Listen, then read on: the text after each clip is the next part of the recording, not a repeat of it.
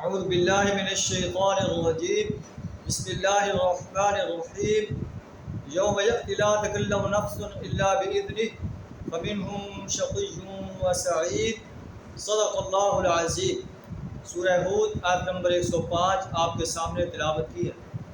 اس آیت میں اللہ تعالیٰ نے جو ہے قیامت کا منظر بیان فرمایا ہے۔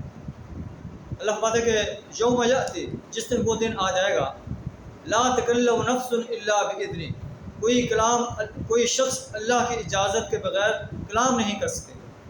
فمنہم شقی و سعید، انسان دو گروہ میں بٹ جائیں گے۔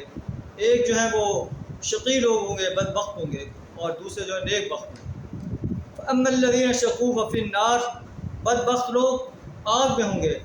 لہم فیہا زفیر و شہیق، آگ میں وہ دھاڑیں گے اور چلائیں گے، چیخیں گے اور چلائیں گے، دھاڑ ماریں گے۔ خالدین فیہا، ہمیشہ رہیں گے۔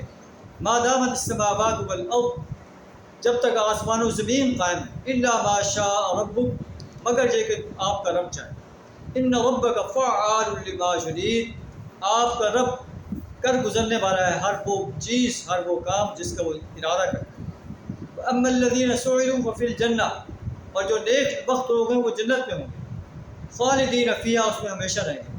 ما دامت السماوات والارض الا ما شاء ربک، جب تک زمین و آسمان قائم ہے، اللہ یہ کہ آپ کا رب چاہے۔ عطاء غیر مجذوذ، اللہ کی طرف سے یہ عطا ہے جو کبھی منقطع نہیں ہو۔ فلا تک فی مریۃ مما یعبد ہؤلاء، اے نبی صلی اللہ علیہ وسلم آپ کسی شک میں نہ پڑے جن کی یہ لوگ عبادت کر رہے ہیں۔ یہ لوگ ان کی عبادت کر ما یعبدون الا کما یعبد آباؤہم من قبل، یہ نہیں عبادت کر رہے مگر ان کی جن کے ان کے آباء و اجداد اس سے پہلے کرتے رہے ہیں۔ وَإِنَّا لَمُوَفُّوهُمْ نَصِيبَهُمْ غَيْرَ مَنقُوص، ہم انہیں بھرپور حصہ دیں گے جس میں کوئی کمی نہیں ہوگی۔